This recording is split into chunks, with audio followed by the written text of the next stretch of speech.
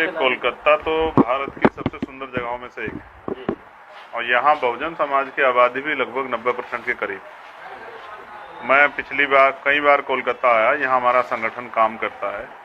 कई विषयों पर यहाँ उनसे लेकर चर्चाएं चल रही थी। विधानसभा चुनाव में किन्हीं कारणों से मैं नहीं आ पाया। मेरा प्रयास था कि भारतीय जनता पार्टी सीधे से चुनाव हारे, लेकिन अब हमारा प्रयास है कि यहाँ संगठन को हम मजबूत करें। यहाँ शेड्यूल कास्ट की 32% से ज़्यादा आबादी है, जबकि हम SC, ST, OBC और माइनॉरिटी के लोगों को इकट्ठा करना चाहते हैं। अगर दलित मुस्लिम भी आपस में इकट्ठा हो जाएं तो एक बहुत बड़ा समाज बन सकता है। और मैं समझता हूँ कि ये जो वंचित वर्ग है, आज तक तमाम राजनीतिक दलों पर भरोसा करता रहा और फिर ठगा जाता रहा। अब इनको ये समझ आया कि इनको सिर्फ चुनाव में वोट के रूप में यूज किया जाता, बाद में इनकी समस्या पे कोई काम नहीं होता। हमारा प्रयास है कि यहाँ इन समुदाय को इकट्ठा किया जाए और इनकी राजनीतिक ताकत, सामाजिक ताकत बनाई जाए। मैं चाहता हूँ कि आने वाले समय में, क्योंकि जिस तरह से माइनॉरिटी खिलाफ एट्रोसिटी घटनाएं बढ़ रही हैं, तो ये लड़ाई शेड्यूल कास्ट के, दलित समाज के लोग, बहुजन समाज के लोग लड़े और ये भाईचारा बना के शोषित वर्ग को, किसी भी वर्ग को यहाँ डरावा सहमा हुआ ना महसूस हो, इसकी जिम्मेदारी हम लोग जो है उठाने वाले हैं।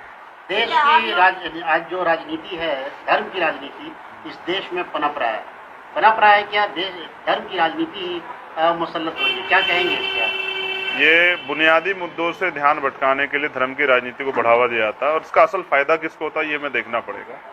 असल में धर्म की राजनीति सिर्फ फायदा भारतीय जनता पार्टी को होता है, तो वो धर्म की राजनीति को बढ़ावा इसलिए देते हैं कि उनको फायदा हो, पोलराइजेशन हो, बंटवारे हो। हम इस बंटवारे के खिलाफ हैं क्योंकि इसमें बुनियादी मुद्दे दब जाते हैं।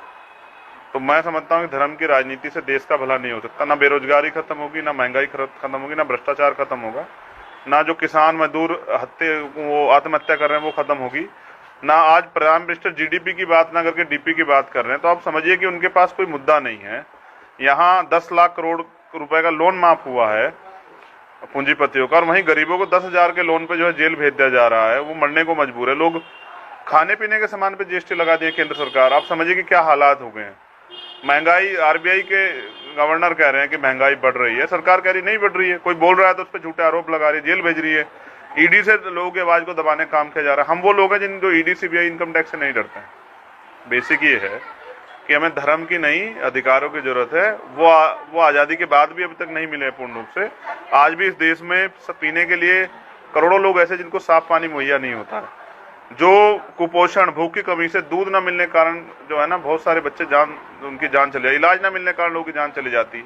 वहाँ एक तरफ यह समानता, महंगाई और इतना ये बढ़ा हुआ सब कुछ है।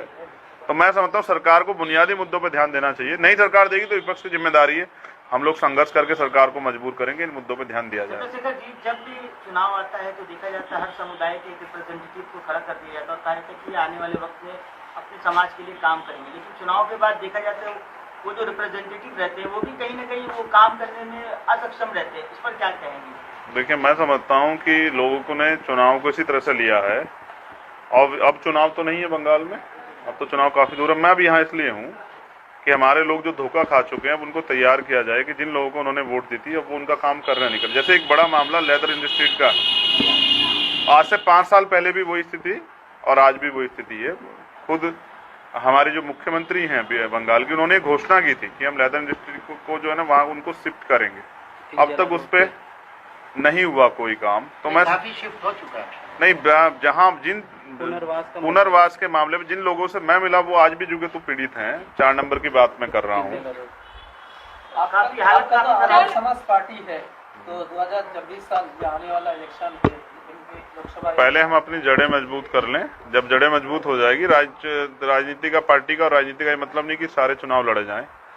अगर यहाँ हमारा संगठन मजबूत हो जाएगा तो हम चुनाव में भी पार्टिसिपेट करेंगे। लेकिन मैं यहाँ के सूबे के मुख्यमंत्री से कहना चाहता हूँ कि भाई वो लेदर इंडस्ट्री से जुड़े हुए जो लोग हैं और जो वंचित वर्ग के लोग हैं उनके साथ न्याय करें और जल्द से जल्द उनकी शिफ्टिंग करें। अगर वो ऐसा नहीं करती हैं, अब वो उनकी समस्या पर ध्यान नहीं देती, उनको मरने के लिए मजबूर करते हैं सरकार, तो फिर यहाँ CM आवास का घिराव करना मेरी मजबूरी हो जाएगी। और अभी हम लोग आज डिस्कशन में बैठे हुए हैं, यहाँ हमारी पूरी टीम।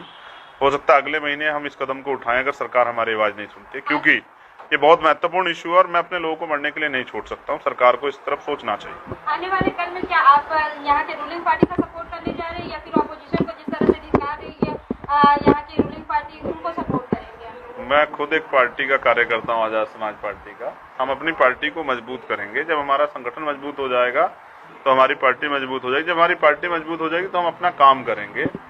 किसी को मजबूत करने के लिए नहीं, मैं वंचित वर्ग को जो 72 साल की राजनीति से ठगा गया है उनको मजबूत करने के लिए आया हूँ। क्योंकि अब तो वो तमाम दलों को देख चुके हैं कि उनके साथ जब चुनाव खत्म हो जाता है तब उनको क्या समझा जाता है, चुनाव से पहले उनको क्या क्या बताया जाता है। आज यहाँ जरूरत है इन वर्गों के हितों की रक्षा के लिए अच्छी जो है ना कानून बनाने का और इनको अवसर देने का।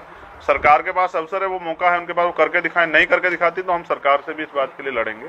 हमारा काम है अपने लोगों के अधिकारों की लड़ाई को मजबूत करना और भाईचारा बनाना। बंगाल में अपोजिशन पार्टी को हमेशा से नजरअंदाज किया जा रहा है। कहीं ना कहीं सेंट्रल गवर्नमेंट को मजबूती के साथ रूलिंग पार्टी पकड़ के रखती है। क्या लग रहा है आने वाले कल में 2024 के इलेक्शन में आप लोग अपोजिशन पार्टी को एकजुट होकर के साथ देंगे बीजेपी को हटाने के लिए? मैं फिर कह रहा हूँ, कौन सा अपोजिशन? अभी तो राष्ट्रपति चुनाव में तो ये अपोजिशन ये मिलके लड़ रहे थे, तो मैं इनके बारे में क्यों समय खर्च करूं? मैं समझ रहा हूँ इन लोगों की राजनीति में यहाँ का दलित, मुस्लिम, बैकवर्ड यहाँ चारा बन रहा है, मुझे उसकी ज्यादा चिंता है। मैं उसे चारा नहीं, उसको भी समान अवसर मिलने चाहिए। मैं उस चारे के बारे में सोच रहा हूँ जिसको सब लोग खाने का प्रयास कर रहे हैं कि उसको उसकी बुनियादी अधिकार कैसे मिले, उसका भाईचारा कैसे मजबूत और वो ताकतवर कैसे बने। कब तक वो वोटर ही बना रहेगा? 72 साल में तो जानवर को कल आ जाती है। हमारे लोग नहीं समझे। मेरा प्रयास है कि वो समझे। चंद्रशेखर जी, एक चीज देखा जाता है आदिवासी राष्ट्रवाद कर दिया बीजेपी। क्या कर दिया? आदिवासियों के सारे अधिकार छीन लिए बीजेपी ने। उनको मोहर दे दिए, स्टाम्प जो है महामहिम राष्ट्रपति जी के रूप में कि इनको रखो। पहले दलितों के साथ ऐसा किया गया है। मैंने देखा 2 अप्रैल जैसा मामला हुआ और राष्ट्रपति जी एक बार नहीं बोले, तो इनसे मुझे नहीं लगता भला हो सकता है। हाँ, अगर भला करना ही है तो मैं तो कहता हूँ राष्ट्रपति द्रौपदी मुर्मू जी को जो प्रधानमंत्री बना दीजिए, तो शायद जो है उनके जरिए कुछ आदिवासियों का भला हो जाए। आजाद जी, कई बार आप जेल जा चुके हैं, ईडी का डर नहीं लगता आपको? तो ही मैं समझता हूँ कि अगर सच्चा ईमानदारी की लड़ाई में मुसीबतें आती हैं तो ईडी, सीबीआई, इनकम टैक्स क्या है? मैंने कोई घोटाला नहीं किया है। हाँ, वो झूठा मुकदमा मेरे ऊपर भी लगा सकते हैं, लगा ले, मुझे क्या फर्क पड़ता। मेरा काम है अन्याय के खिलाफ लड़ना, और अगर अन्याय के खिलाफ लड़ते हो आपकी मौत भी हो जाती तो आपकी आने वाली पीढ़ी उसका हिसाब किताब जरूर करेगी। मैं गुलामी नहीं सह सकता हूँ, मैं अन्याय भी नहीं सह सकता हूँ। मैं किसी को शोषित को जो है उसके साथ अन्याय होते नहीं देख सकता हूँ। अगर इस सरकार में भी बहन बेटियों पर अत्याचार होंगे, जैसे कुछ घटनाएं मेरे सामने, तो मैं सरकार के खिलाफ भी लड़ूंगा। और अगर सेंट्रल गवर्नमेंट के द्वारा हमारे अधिकारों के खिलाफ कुछ कुठाराघात के, तो मैं उनके खिलाफ भी लड़ूंगा।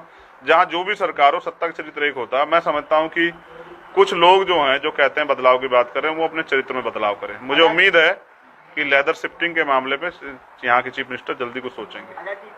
जैसे आप नौजवान नेता हैं, जो भी नौजवान नेता ये अलग अलग समुदाय से जो भी आवाज़ उठाती है सेंट्रल गवर्नमेंट के खिलाफ, तो उन्हें कहीं ना कहीं जो है क्या बोलते हैं, एजेंसीज के द्वारा उनकी आवाज़ों को दबा दिया था। जैसे आपको अरेस्ट कर लिया गया, शर्जील इमाम को अरेस्ट कर लिया गया, उमर खालिद को अरेस्ट कर लिया गया। तो ऐसे जो हो रहे हैं, इन सब चीज़ों को किस तरीके से आप लोग काउंटर करेंगे और आगे कैसे बढ़ेंगे? देखिए, मैं समझता हूँ कि जब सरकार के खिलाफ कोई बोलेगा तो सरकार पे एक ही रास्ता है कि उस पर झूठे मुकदमे लगा के जेल डाल दे। ऐसे बहुत सारे लोग, जैसे सिद्दीक कप्पन जैसे लोग, पत्रकार भी जेल गए, जुबैर भाई जेल गए।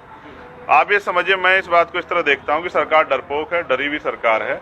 वो जब उसको डर लगता है तो बोलने वालों को जेल भेज देती है। इन चीज़ों से क्रांतिकारी नहीं डरते। हम इस भगत सिंह के देश में हैं, सुभाष चंद्र बोस के देश में हैं, हम डॉक्टर अंबेडकर के देश में हैं, हम बिरसा फुले साहू जी के देश में हैं। हम यहाँ डरने के लिए नहीं, लड़ने के लिए हैं। और मुझे लगता है मांगने से भीख मिलती है। हम अपने अधिकारों को छीन के लेंगे और उसके लिए हम अपने संगठन को मजबूत कर रहे हैं। शेखर जी, आपको नहीं लगता है कि जिस तरह से प्रधानमंत्री भी आप लोगों के ही वोट से, सबसे ज्यादा वोट आप लोगों का ही पड़ता है, जिसकी वजह से सेंट्रल गवर्नमेंट इसमें गति पे बैठ रही है? आपको नहीं लगता है कि उन लोगों को भी जागरूकता करने के लिए आप लोगों को कोई ऐसा खास मुहिम चलाने की जरूरत है? मैं समझता हूँ कि हम अपना काम, हम ईमानदारी से अपना काम कर रहे हैं। बेसिक यहाँ जो है दलितों पे तो नेतृत्व भी है, और अन्य दलितों और अन्य वैसे बड़े समाज जिन पे दल वो नहीं है। मेरी लड़ाई सिर्फ दलितों की नहीं है। मैं पिछड़े वर्ग और माइनॉरिटी पे भी ज्यादा काम कर रहा हूँ। मैं समझता हूँ कि अल्पजन होकर कुछ नहीं हो सकता है।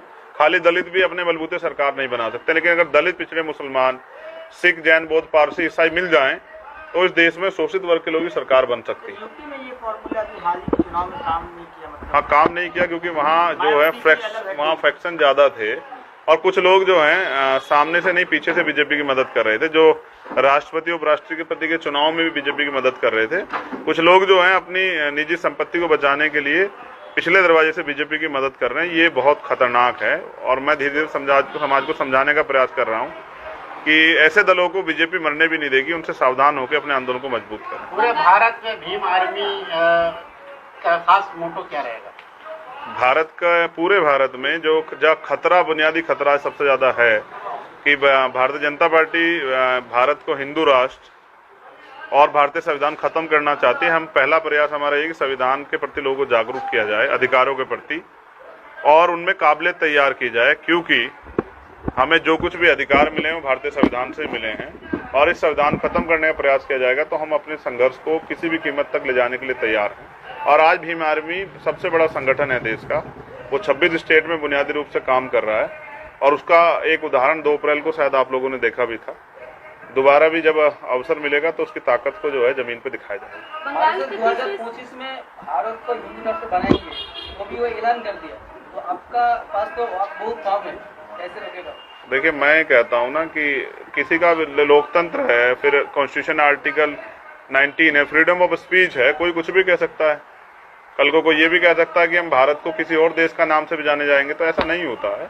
वो उनका, देखो, उनका अपना सोच है, उनके खिलाफ हम लोग भी तैयारी कर रहे हैं। देखिए, अभी 24 का चुनाव, हमारा प्रयास रहेगा 24 के चुनाव में ऐसी सरकारों को सत्ता से दूर रखा जाए, उसके लिए भी हम लोग पूरे देश में काम कर रहे हैं। बाकी उनको कहने दीजिए, 25 और 26 बाबा साहब अम्बेडकर संविधान देके गए हैं, संविधान में बहुत ताकत है।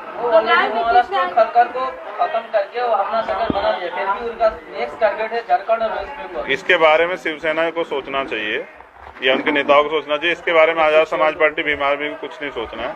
वो बहुत कैडराई लोग हैं और वो अपने आंदोलन के प्रति बहुत समर्पित हैं। भीम आर्मी का रहनुमाई ये कर रहे हैं बंगाल में, क्या कहना चाहेंगे इनके बारे में? भीम आर्मी की रहनुमाई नहीं, भीम आर्मी के जरिए इस समाज की सेवा ये लोग कर रहे हैं।